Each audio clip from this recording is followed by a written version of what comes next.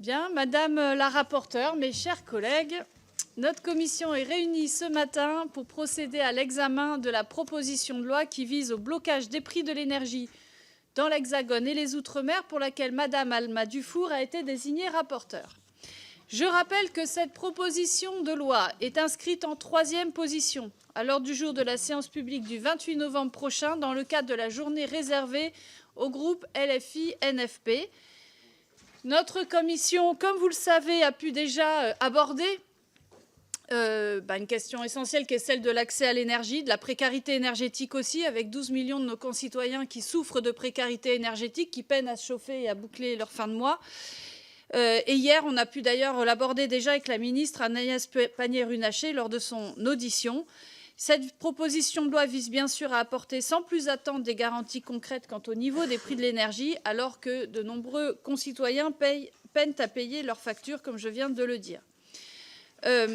Cette proposition de loi fait l'objet de 9 amendements, d'accord ? Mais seuls ceux qui ont un lien, comme d'habitude, avec l'objet des 3 articles ont été déclarés recevables au titre de l'article 45 de la Constitution. Je rappelle d'ailleurs qu'une note vous avait été adressée à ce sujet. Nous débutons donc par la discussion générale sur cette proposition de loi et je laisse la parole à notre rapporteure, Madame Dufour. Après quoi, vous le savez, comme d'habitude, nous avons 3 minutes maximum pour les oratrices et orateurs de groupe et 1 minute au moins pour vous-même, Madame la rapporteure, donc 4 minutes au total, en fait, par groupe. Et ensuite, nous aurons des orateurs individuels, s'ils le souhaitent, avec 1 minute, 1 minute. Donc la réponse est directement après. Voilà, j'invite maintenant la rapporteure pour la discussion générale. Merci à vous. Merci, Madame la Présidente. Merci, mes chers collègues. En propos liminaire, déjà, je tiens à remercier l'administration de la Commission des affaires économiques, à remercier Madame Ménoré qui est à mes côtés, car elle nous a permis de réaliser un très grand nombre d'auditions dans un temps record pour cette proposition de loi. Donc, je vais commencer par vous dire que cette proposition de loi ne vise pas à sortir du marché européen de l'électricité, que cette proposition de loi ne vise pas à arrêter les échanges d'électricité avec nos pays voisins, que cette proposition de loi ne tranche pas notre mix énergétique futur pour 2030 ou 2050, que cette proposition de loi ne veut pas ruiner EDF, que cette proposition de loi ne va pas provoquer le départ de Total Energy avec ses pompes à essence sous le bras. Maintenant que je vous ai dit un peu tout ce que cette proposition de loi ne fait pas, j'espère que nous allons pouvoir débattre en profondeur d'un sujet qui est technique mais qui est crucial pour le pouvoir d'achat des Français, pour la survie de nos entreprises et pour la transition écologique. Que propose concrètement donc notre PPL ? L'article 1 vise à bloquer temporairement, je dis bien temporairement, les prix de l'électricité, du gaz et du pétrole pendant 12 mois au niveau de référence de ceux qu'ils étaient avant la crise du Covid. Concernant les Outre-mer qui bénéficient déjà d'un système de prix de l'énergie encadré, ce qui leur garantit des prix bien plus contenus que ceux de l'alimentation, nous précisons que le niveau des prix bloqués doit être inférieur qu'en Hexagone, car le revenu médian est fortement inférieur dans de nombreux territoires. Notre article 2 est plus structurel, il vise à régler les problèmes des prix de l'énergie sur le plus long terme. Nous proposons de retourner au système du TRVE et du TRVG que nous n'aurions jamais dû quitter. Concernant le TRVG, il s'agit donc de revenir à un tarif qui encadre davantage les prix finaux payés par les consommateurs et les marges dans la fourniture face aux abus répandus des fournisseurs sur les factures des ménages et des petites entreprises. Concernant le TRVE, nous sommes alignés avec les recommandations de la CRE qui sont sorties hier, qui demandent que l'on maintienne ce dispositif, contrairement à l'autorité de la concurrence. Nous n'avons d'ailleurs pas très bien compris ce que demande l'autorité de la concurrence et nous ne sommes pas vraiment sûrs qu'elle l'ait compris elle-même. Nous jugeons par ailleurs qu'il est indispensable que le TRVE soit étendu à tous les consommateurs comme c'était le cas auparavant.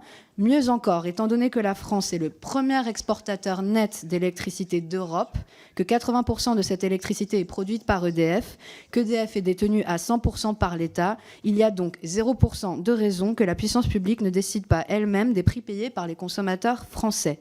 Nous proposons donc de fixer le TRVE au plus proche des coûts de production nationaux, sans compensation des fournisseurs alternatifs, et de maintenir les échanges d'électricité, et ce point est important, avec nos voisins, au prix de marché européen. Nous n'avons pas besoin de respecter un prix de marché européen pour les consommateurs nationaux.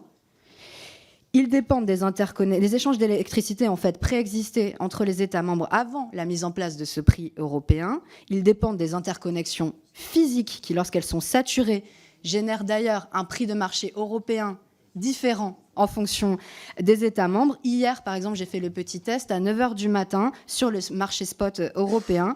Le prix français était ainsi de 112 € le mégawattheure, tandis que le prix allemand de 157, le prix italien étant de 160 € le mégawattheure. Aujourd'hui, les interconnexions ne sont pas saturées. Vous voyez que nous sommes tous alignés autour de 100 € le mégawattheure à cette heure-ci, ou en tout cas quand j'ai regardé avant de venir.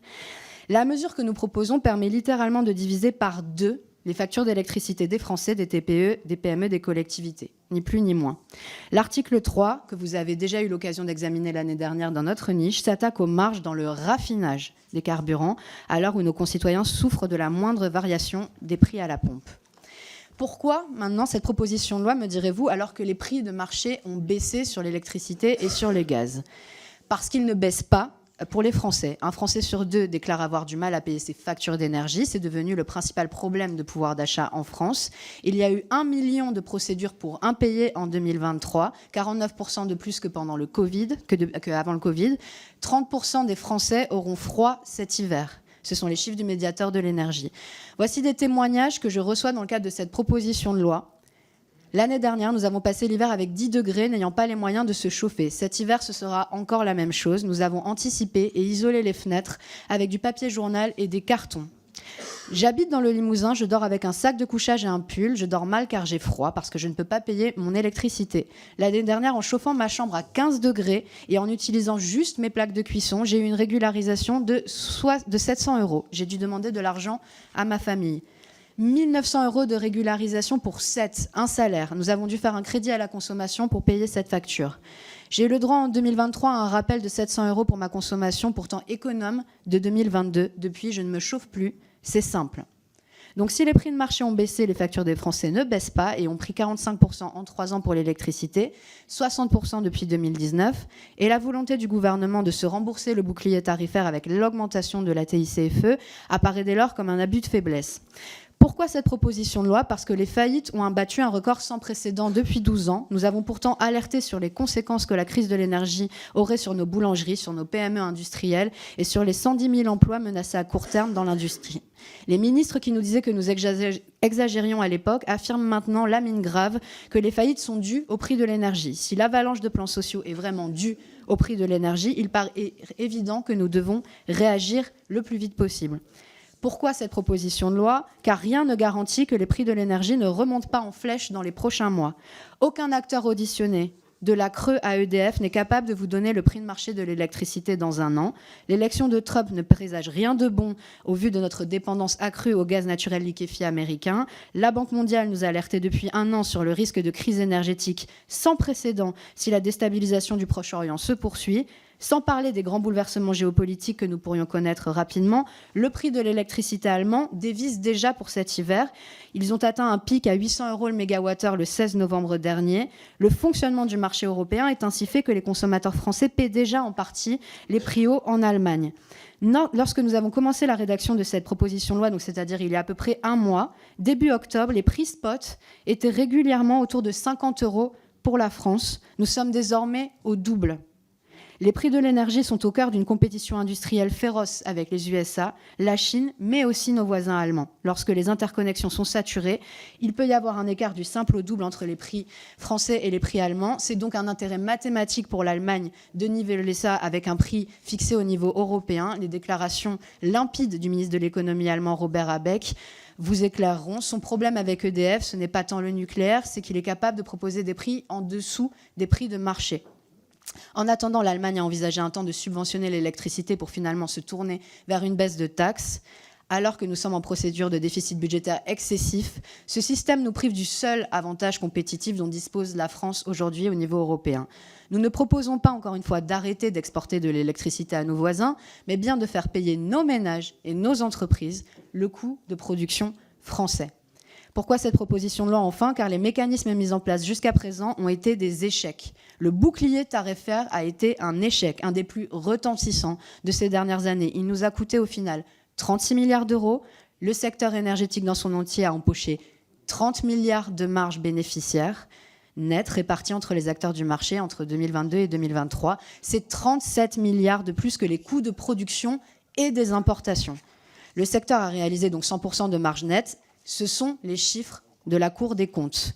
À l'heure où le gouvernement justifie des coupes budgétaires pour réduire les aides à la rénovation des logements ou les aides à l'achat de véhicules électriques, il est impensable de recommencer les mêmes erreurs. Or, rien n'est prévu concernant le gaz et le pétrole. Et concernant l'électricité, le mécanisme post-ARENH est insuffisant. Le niveau du TRVE ne sera plus réduit par le fait qu'il y ait l'ARENH quand il disparaîtra. Donc on aura un TRVE complètement indexé sur les prix de marché et le mécanisme de taxation de la rente d'EDF et de reversement universel est insuffisant. Au-delà de 120 € du mégawattheure sur les marchés, on s'éloigne de plus en plus du prix de production français. La taxation de la rente ne concerne que le nucléaire historique d'EDF. Et par ailleurs, rien ne garantit, je répète bien, rien ne garantit que les fournisseurs répercutent cette baisse de taxes. Oui, ils la répercuteront sur la facture, mais ça ne veut pas dire que leurs marges n'augmenteront pas d'autant. Quand nous avons posé la question aux différents acteurs que nous avons auditionnés, aucune réponse n'a été apportée, sauf l'existence d'une libre concurrence sur le marché de l'électricité. Or, je le dis et je l'affirme clairement, la libre concurrence sur le marché de l'électricité, elle n'existe pas.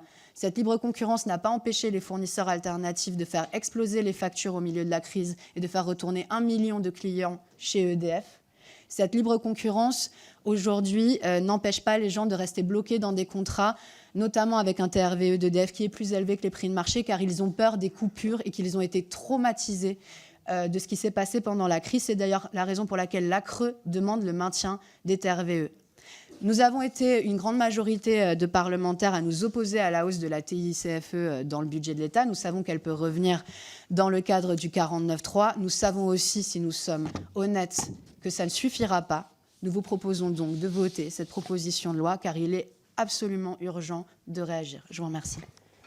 Merci beaucoup, Madame la rapporteure. Nous passons maintenant aux oratrices et orateurs de groupe. Pour le groupe Rassemblement national, Monsieur Alexandre